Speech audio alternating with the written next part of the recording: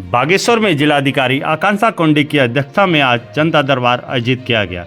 जनता दरबार में कुल 25 शिकायतें दर्ज हुई, जिसमें से अधिकांश का निस्तारण मौके पर कर दिया गया। शिकायतें मुख्य रूप से सड़क, बिजली, पानी और आधार कार्ड से संबंधित रही। जिलाधिकारी ने सभी विभागों को शीघ्र कार्यवाही के सख्त निर्देश दिए। उन्होंने निर्देश दिया कि आधार केंद्रों की मशीनें हमेशा एक्टिव रहे, सड़क पर लटके क्रैश बैरियर तुरंत हटाए जाएं और महत्वपूर्ण स्थानों पर 24 घंटे एटीएम सुचारू रूप से चालू रहे। कांडा क्षेत्र के लिए जिलाधिकारी ने टैंकर के नियमित पेयजल आपूर्ति सुनिश्चित करने को कहा। जनता दरबार के दौरान सीएम हेल्पलाइन के लंबित मामलों की भी समीक्षा की गई और निर्देश दिए गए कि 15 दिन से अधिक कोई भी शिकायत लंबित नहीं रहनी चाहिए।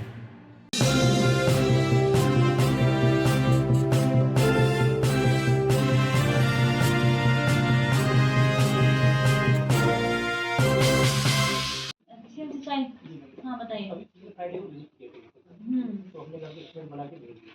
दो इसके थे इशू, एक गदेरे वाला था, एक पुरानी आदत बंद थी, वो लगभग उससे ये समस्या है कि आगे को अगर जो कूड़ा उड़ा जो उसका पॉल्यूशन होगा वो हमारे बच्चों को नुकसान करेगा और जहाँ पर वो बन जाएगा वहाँ पर हमारे खेत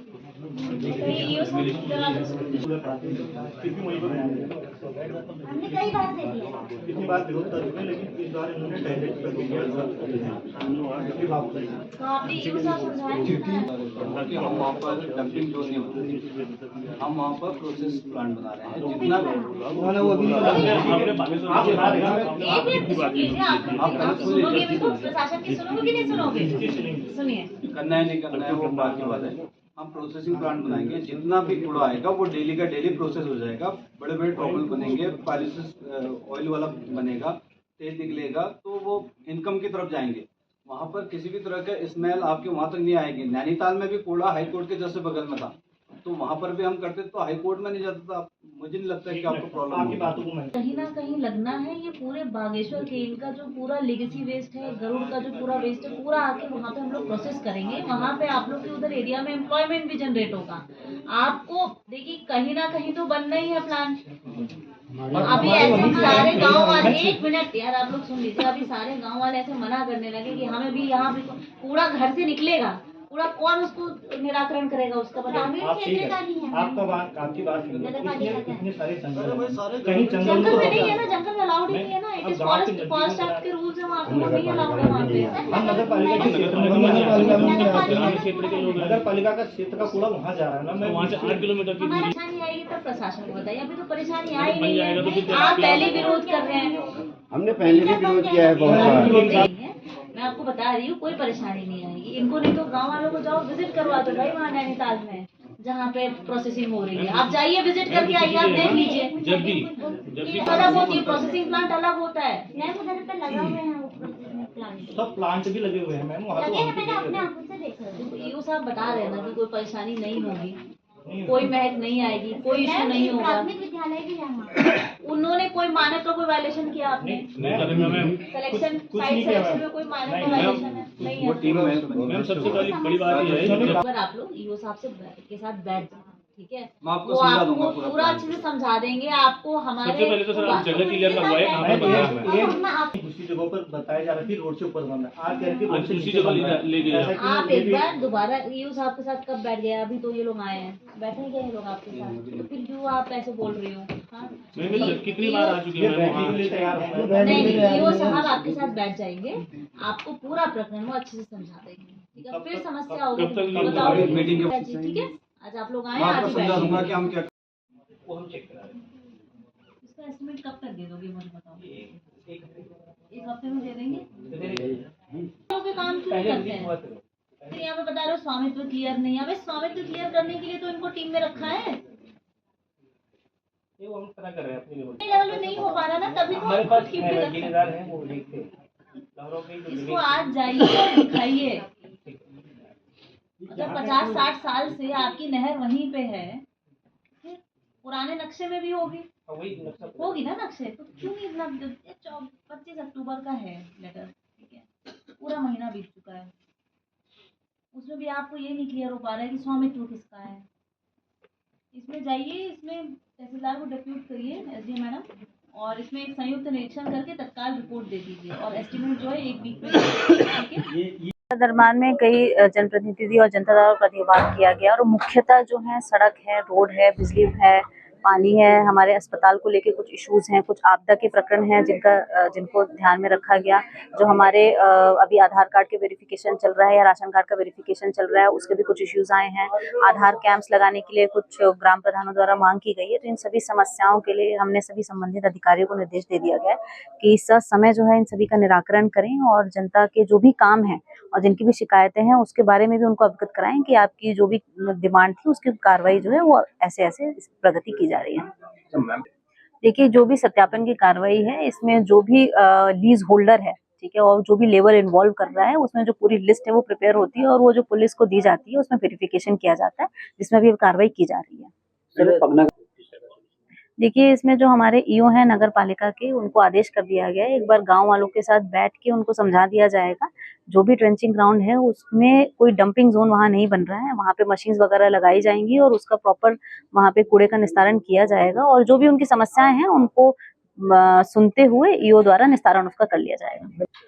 देखिए, 15 महीने से उनकी सैलरीज जो है वो नहीं निकली थी और इनके द्वारा अक्टूबर में ये मांग की गई थी कि हमारी जो सैलरी है वो निकाली जाए और उसमें तत्काल जो प्रशासन ने उसका संज्ञान लेते हुए 1 महीने की सभी कर्मचारियों की सैलरी भी निकाल दी गई है, जिसमें एमडी द्वारा अवगत कराया गया। और भी कैसे सैलरी निकलेगी और जो भी पीएफ अकाउंट की डिटेल्स हैं उसमें जाँच भी हम लोगों ने की है ट्रेजरी ऑफिसर में, उसमें भी कुछ अनियमितता पाई गई है, उसमें जाँच में भी जो कार्रवाई की जानी है उसमें प्रशासन कर रहा है। देखिए, निर्देश तो यही है, जो भी शिकायतें, देखिए कुछ ऐसे हैं जो कोर्ट के मैटर हैं, कुछ जमीन के मैटर हैं, कोई योजना है जो अभी क्रियान्वयन है, तो ये सारी चीजें तत्काल तो रिजॉल्व नहीं होती मगर उसको एक्सपेडाइट करने की बहुत जरूरत है और इसीलिए सभी संबंधित विभागों को निर्देश दिया गया कि जो भी शिकायतें हैं उसमें तत्काल कार्रवाई करिए और उस कार्रवाई से संबंधित व्यक्ति को भी अवगत कराइए। इसमें सीएमओ द्वारा जांच कमेटी गठित कर दी गई है, उसमें जैसी जांच रिपोर्ट में जो भी आता है उसके उपरांत कार्रवाई कर ली जाएगी। ठीक है। जनता दरबार में क्षेत्र की समस्याओं को लेकर आए थे, जिसमें मुख्य मुद्दे थे बागेश्वर में आधार कार्ड सेंटर।